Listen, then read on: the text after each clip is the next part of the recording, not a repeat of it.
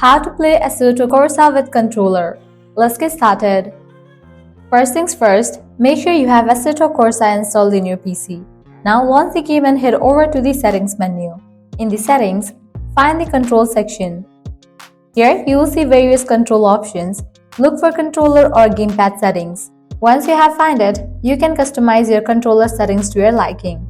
Adjust the sensitivity, dead zones, and button assignments until you find the setup that feels just right for you. Now it's time to hit the track. Start a race or hop into a practice session to test our new controller setup. Feel the thrill of high-speed racing as you navigate the curves and straights with precision using your controller.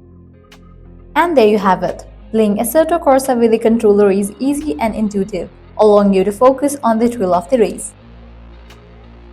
If you found this guide helpful, be sure to give it a thumbs up and subscribe for more gaming tips and tricks. Thanks for watching.